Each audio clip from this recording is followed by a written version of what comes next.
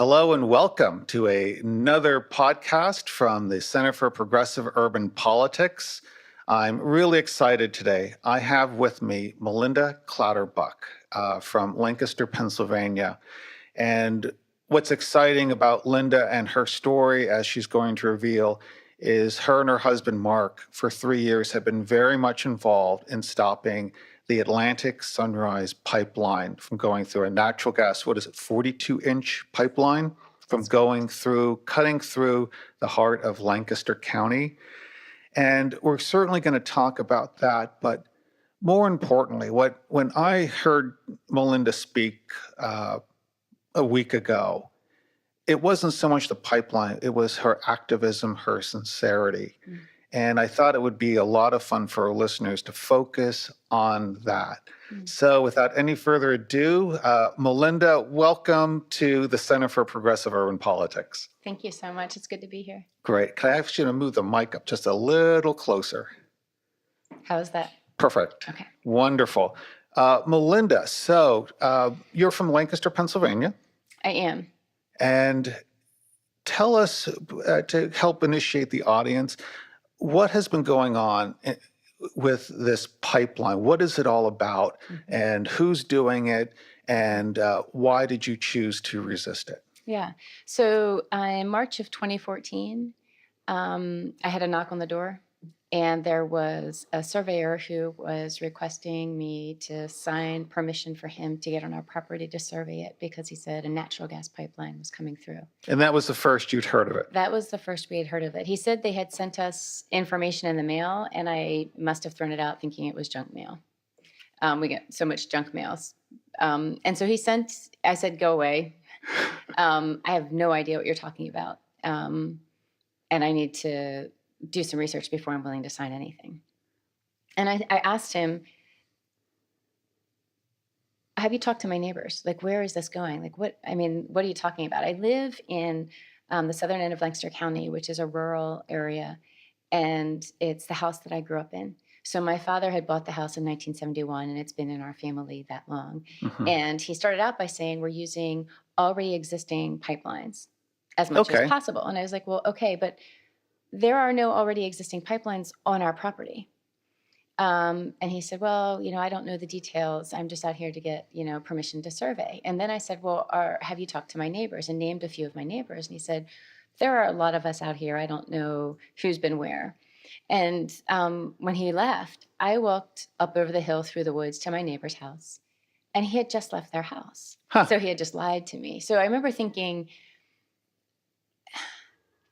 I was indignant.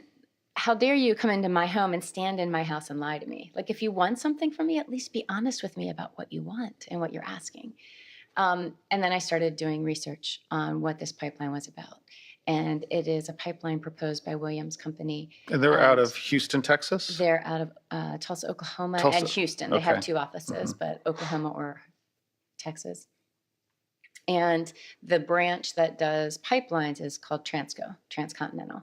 And we're proposing making a line that is already in the ground that goes from the Gulf of Mexico to New York State, bi-directional. So rather than taking fracked gas from Texas up to New York State, they wanted to make it bi-directional to allow Marcellus Shale fracked gas in Pennsylvania to go south and be exported. Now, why the need to export frack gas? I mean, I'm a Pennsylvanian. Yeah.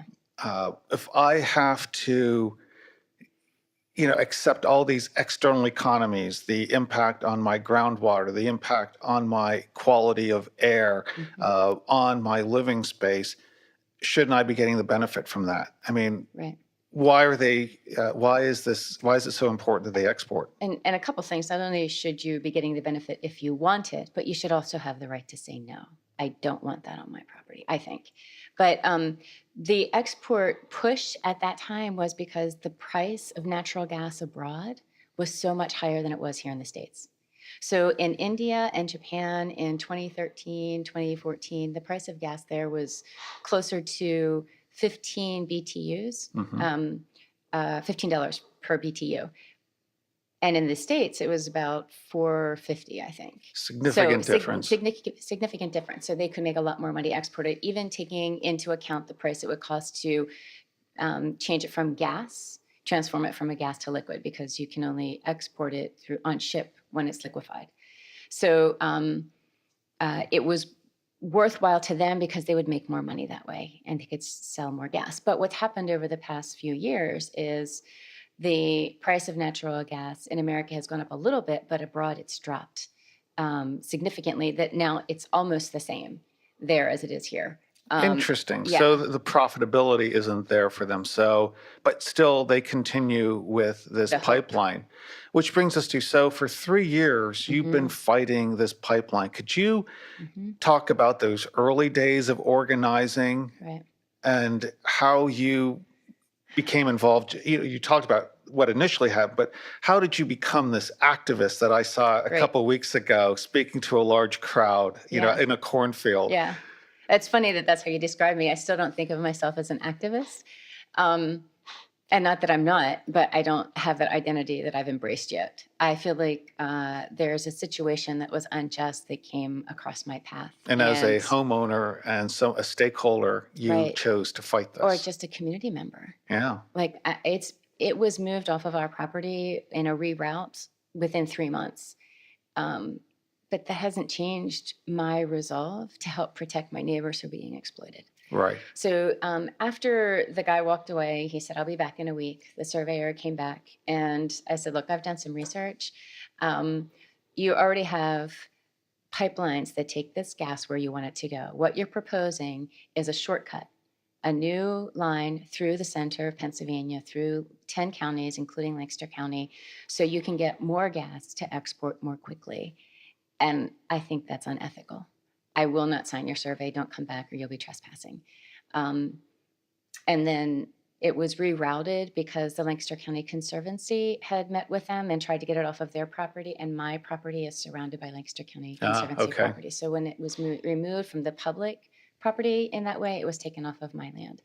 So I've maintained involvement. Within 2 weeks, I held a town hall meeting where 350 people came out. Wow, 350 people, your first town hall meeting. And that was at a church just a couple miles from my house because nobody knew anything about the pipeline. There was no meeting called by Williams to gather everyone together and give them information. They wanted to keep us separate so they can come in as an individual and give you any kind of information they want to give you. And that's almost that's almost a metaphor for how, whether you want to call it the deep state, the corporatocracy, they seem to be very good at isolating us in our homes, in front of our televisions, giving us the information they want us to have. Right. And what they fear is an organizer in their neighborhood pulling people together, having this forbidden conversation. Right. And I mean, that was the first of, probably 100 meetings I've spoken at. Wow. And they aren't all that big. Sometimes we would go into homes and speak to one person with 15 of their neighbors that they invited over just to talk about what we had learned about the details of the pipeline. For me, I have always cared about equality, about people being treated fairly.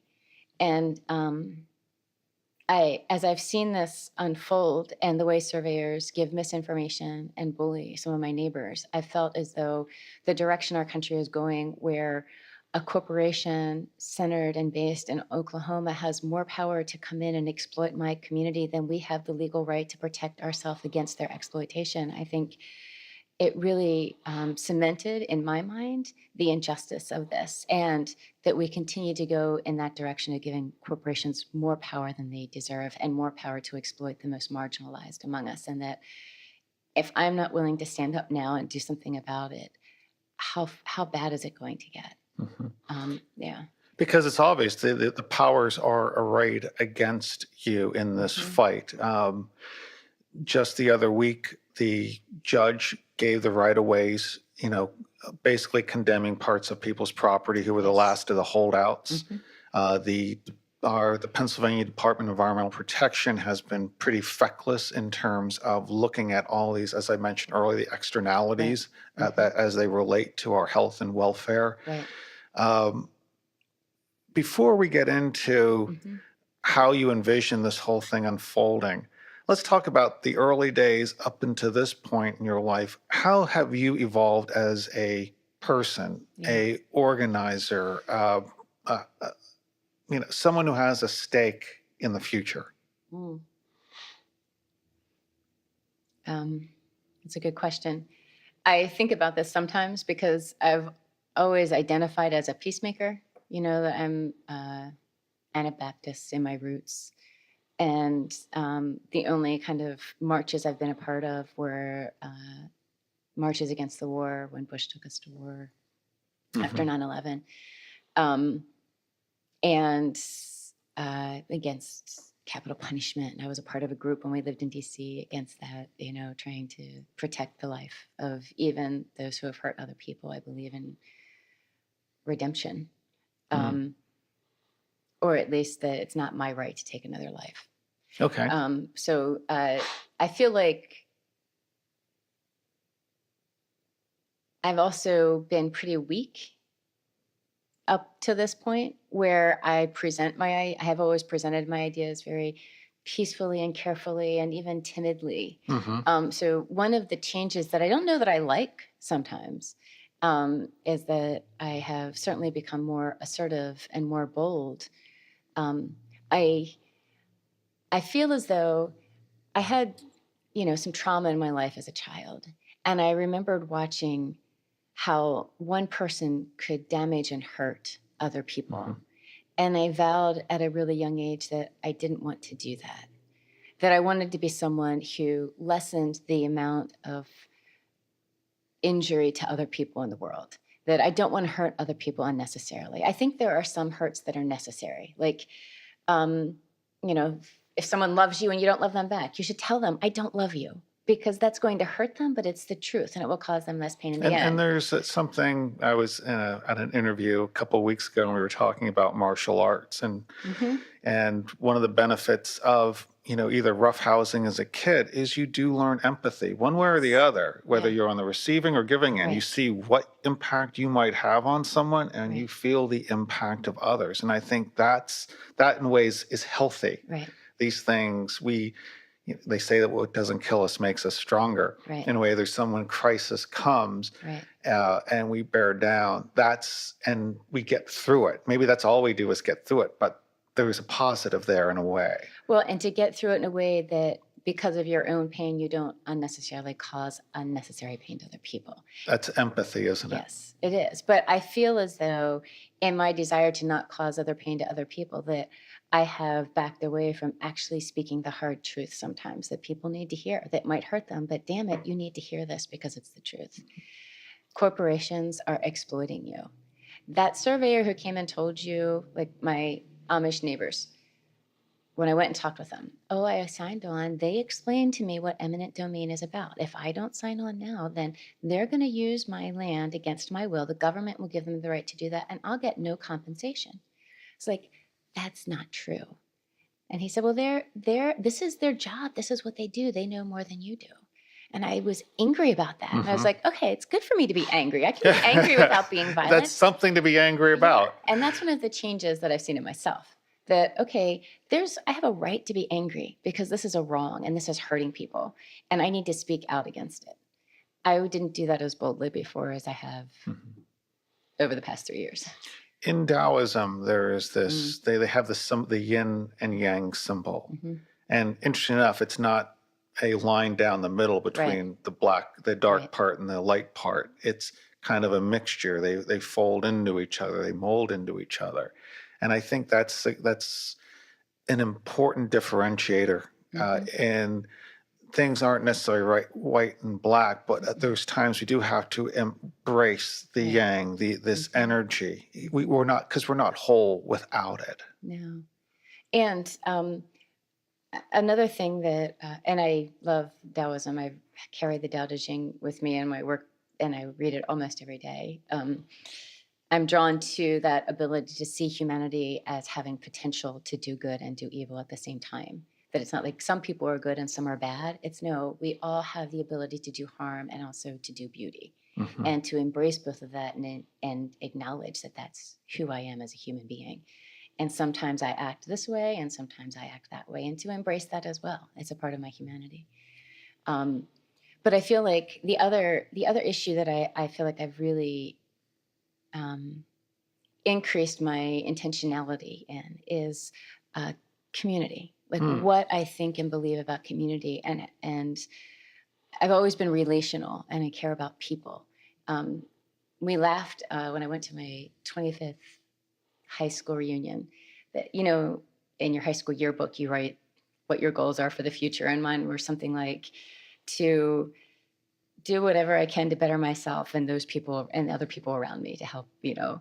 And I thought, oh my gosh, that's so naive and idealistic. And yet that's who I am still, you know, that's still who I am. And that I care about people, like I really do. And this work, and a lot of what we do is community organizing. Like we spend time with people.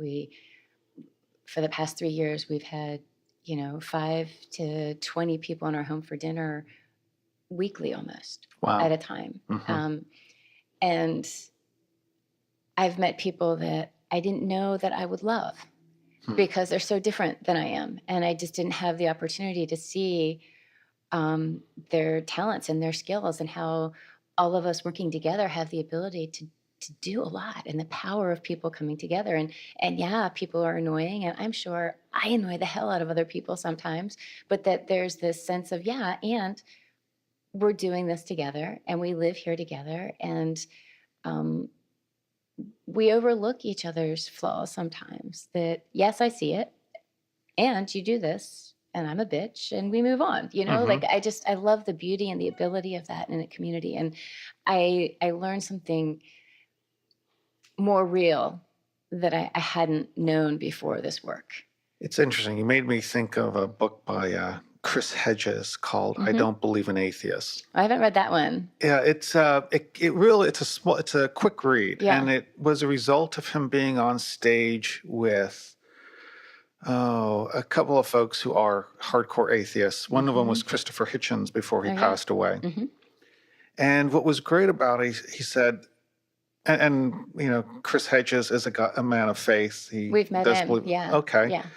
And what was really neat about the book was just the problem is a lot of people have this notion that I can just get people to believe this. Everyone believes, you know, in the 10 Commandments and this, you know, it'll all be good.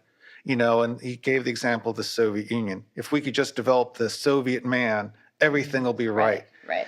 And at the end of the day, pretty much says, we just got to learn to get along because neither of us are going to go anywhere. Right. So the result needs to be, the answer needs to be, we're all getting along. Right. We all just have to get along, like it or not. Right. But, and then there was a while back, I had watched a news show, and the pastor of the Saddlebrook Church in Orange County, California, was speaking.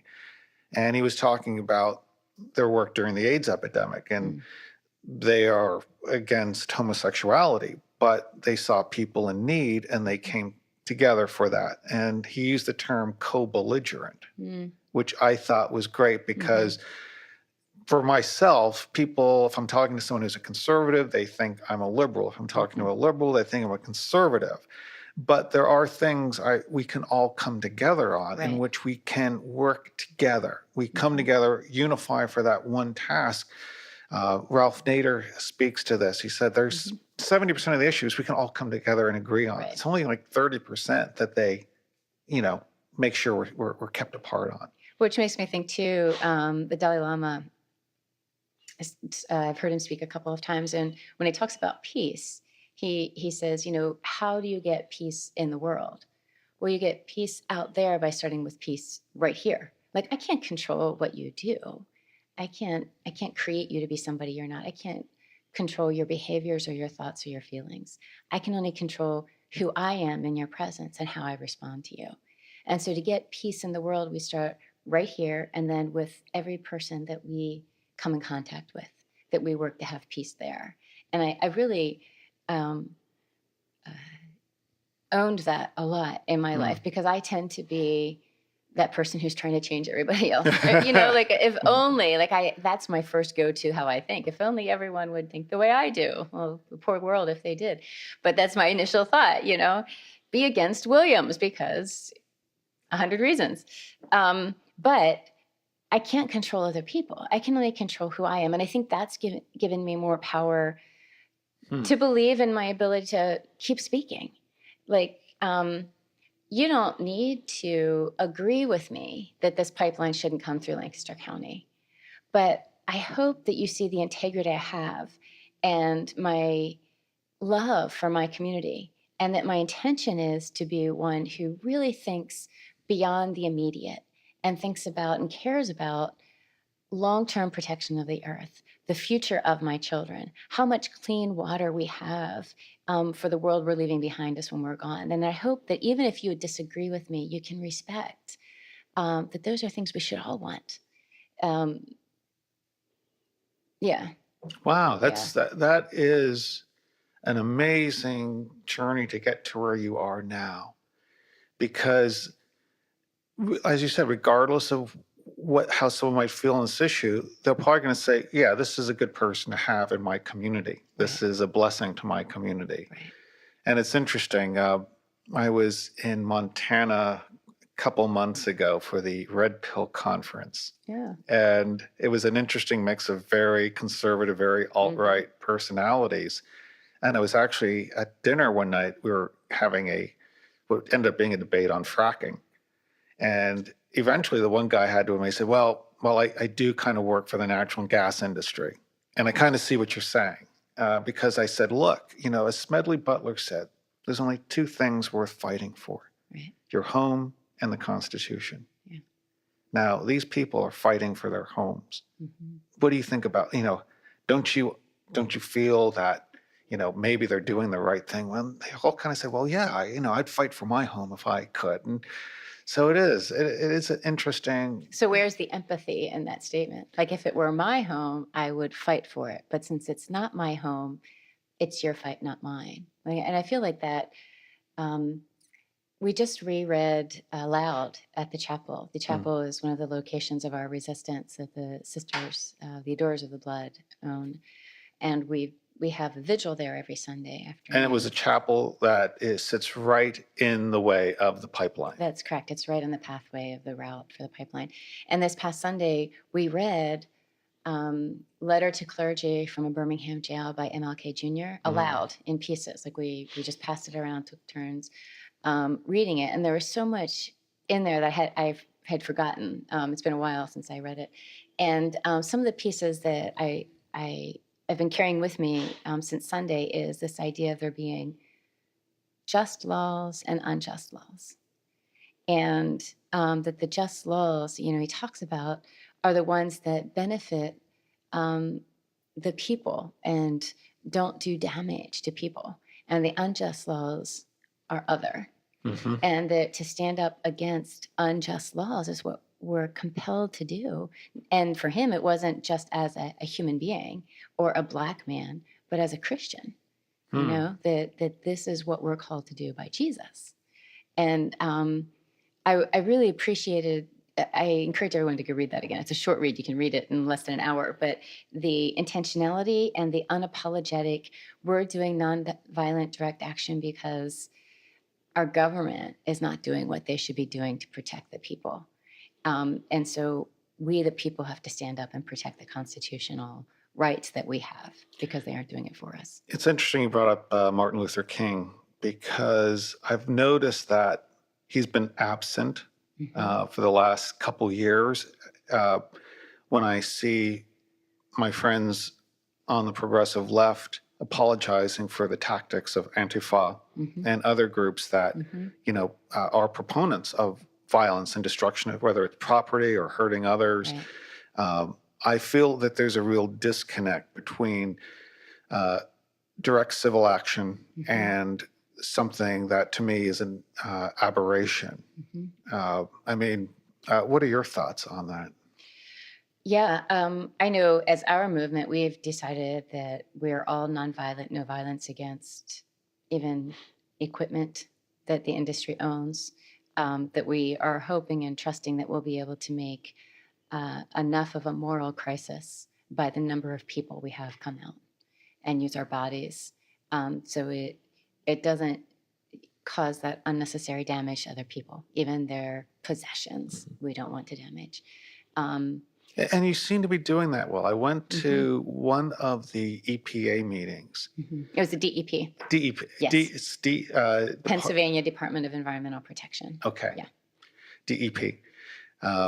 And a fellow spoke, and the audience, half the audience were workers on the pipeline. Right. And I had gone outside and taken photos of the license plates, and they were from Oklahoma, Texas, Louisiana, Utah.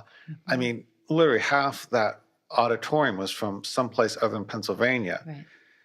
And this fellow from Lancaster Against Pipelines got up, and he really embraced that group.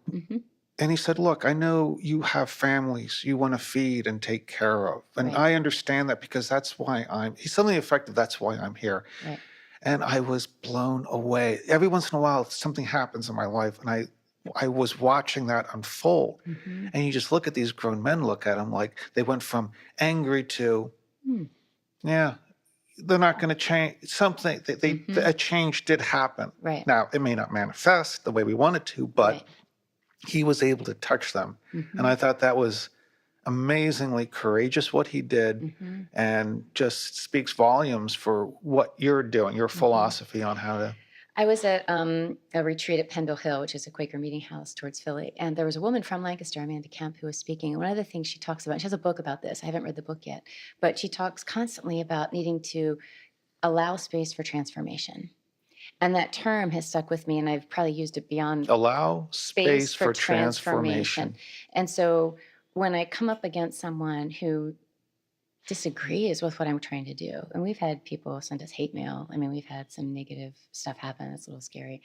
That for me to step back and allow for myself to be transformed as well as the other, that the space in between has to allow for change on both sides. And I can't make change happen on either side, but I have to remember to be reflective about who I am in this and see how this is changing me, and make sure that I'm changing the ways that are healthy for me, and how, rather than ways that might be hurting me more, but just to allow that space on both sides rather than constantly trying to fill it with my intentions or my agenda. And I think that's part of what was taking place in that comment, to get up and say, oh, I'm allowing this space. I can understand. I can empathize. I can put myself in your shoes.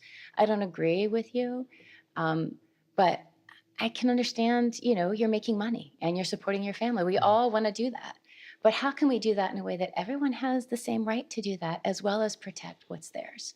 Like, where is a middle space that we can meet? And even to approach that idea where you talk with the person on the other side of the table rather than just demonize them. It's hard to do sometimes.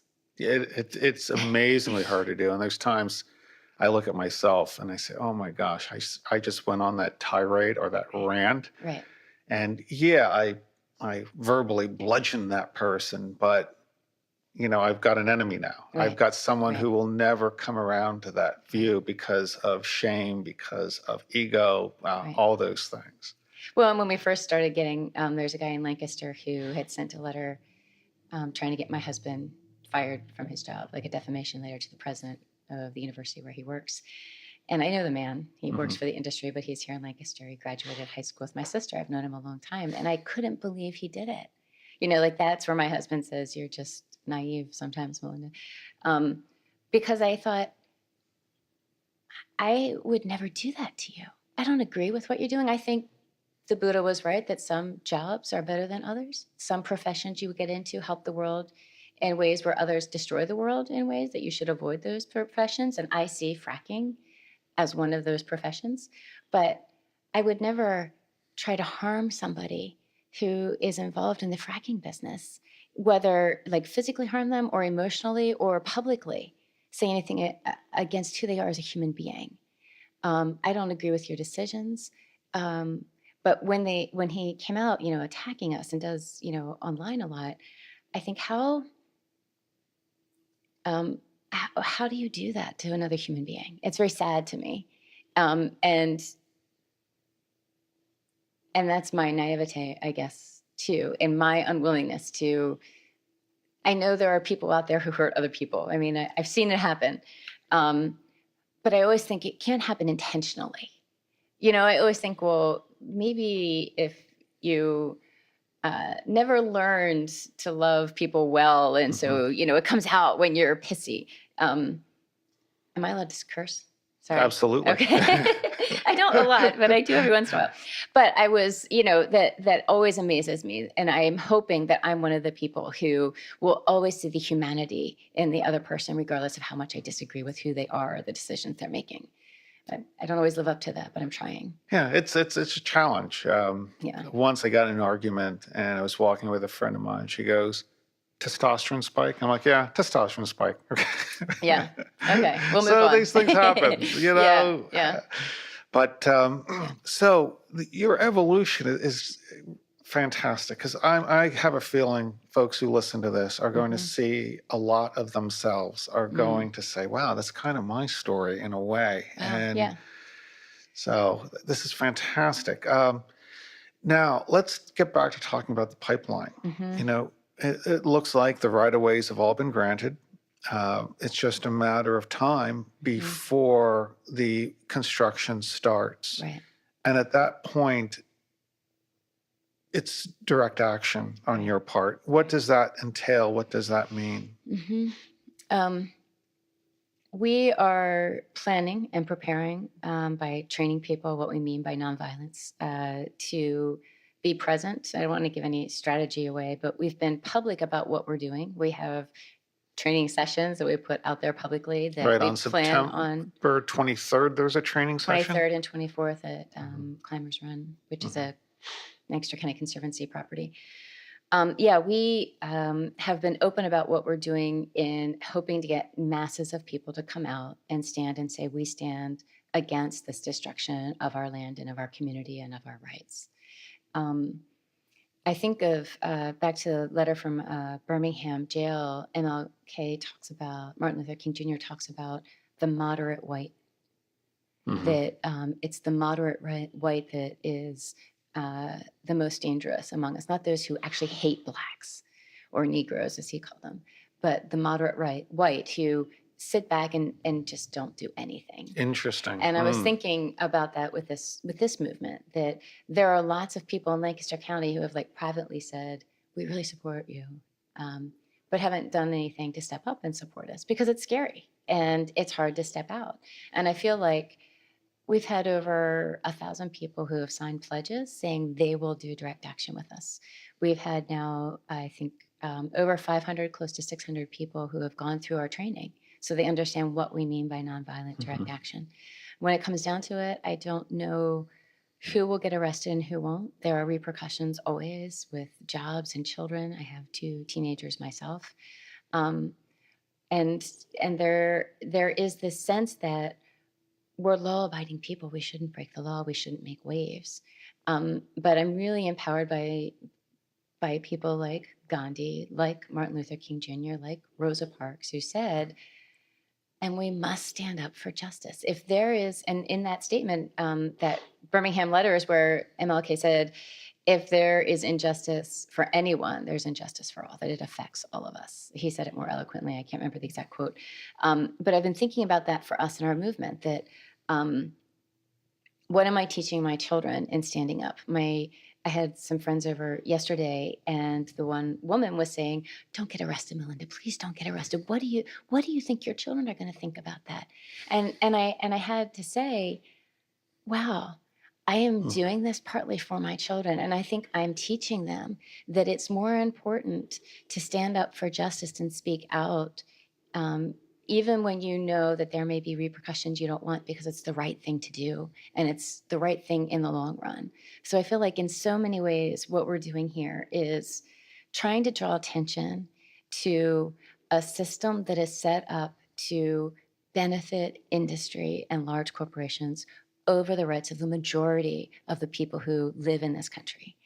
And it's a way that the weakest among us are exploited, and that number is growing, that if you see the economic divide between the middle class dropping down, like when I grew up, my father worked and supported a family of four and sent us to college and made millions of dollars working just a simple Right. middle income life.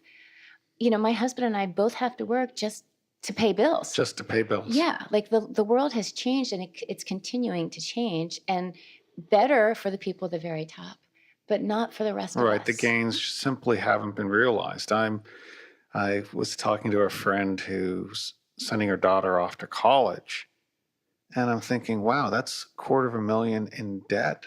Mhm, A new debt slave is being generated. mhm. When I went to college, I left, I think, with $5,000 in student loans Mhm. after I finished. Yeah, That just doesn't happen no, anymore. And no. it's not the 70% of the folks out there benefiting. It's a Right, right, very small minority of people right. that benefit from And those not policies. not just making money for themselves, but how I believe our government has colluded in protecting the rights of those few at the top.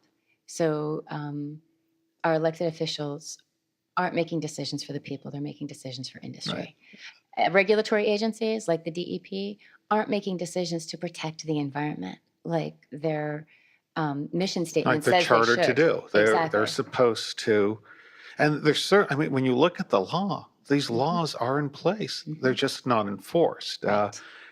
Just looking at what happened after the crash of 2008, Hmm. uh, no one went to jail. Hmm. Under George Bush Sr., Right. 120 some bankers went to jail following the savings and loan crisis. Right. Which was much less than, yeah.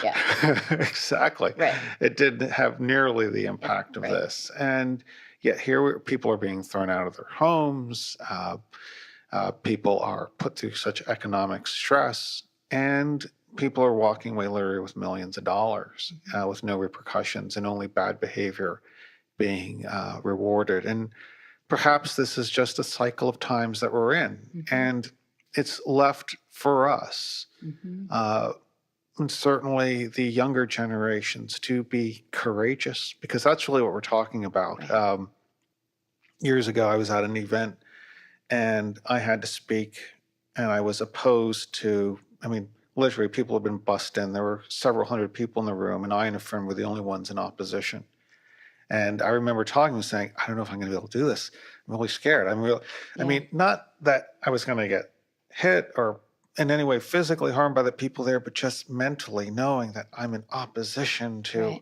all this. Right. But then somewhere you muster the courage and you Right. do it. Right. And once it's done, you're never the same Right. after that. And I guess again, it's up to us now to be courageous and Hmm. to show we're courageous. There was during the or 100-year anniversary of the women's suffragette movement, Hmm. when the right to vote was Hmm. passed, they were talking about how the women who led that movement had learned their trade, stepping and fetching during the abolitionist movement. Hmm. So they were involved. So I look at younger people who are involved in some small way. They're still Right. learning Right. and getting the knowledge and the Right. information, mostly seeing the example of people like yourself, Malinda. Yeah. And that's great. And to speak out against, and it comes back to lack of empathy, I think. I just spoke to a group in Lancaster, and they were business people. And the one guy said, that fossil fuel industry you're speaking about is funding my retirement. And I said, and I guess that's the difference between me and you, that you're okay with that. That the funding of your retirement, so you get to retire and live at the same level you're living now, is coming from the exploitation of other people. I can't live with that. And you can. And until someone like you is willing to say, I'm not going to live with that anymore, you're going to continue to exploit others. Wow. And I was almost in tears at the end of the meeting, because I was so, like, it was a room full of business people defending the industry and their way of life and their right to be privileged over other people because they work so hard. And I wanted to say, I have friends who work 3 jobs, 2 full-time jobs, and they hardly ever sleep, and they're just paying bills, and they're not working any less hard than you are. So there's that lack of empathy and understanding of how other people are living or not living the American dream. Wonderful. Yeah. Well, Melinda, we're coming towards the end of our time. I wanted to Yes. say, is there anything that you would like to be sure we include in our podcast today? Um, I think I've said most things that I've wanted to say. Yeah, Now, thank you. how do people learn more about Lancaster Against Pipelines? Lancaster Against Pipelines has an active website. It's lancasteragainstpipelines.com. And we also have a Facebook page, Lancaster Against Pipelines with an S.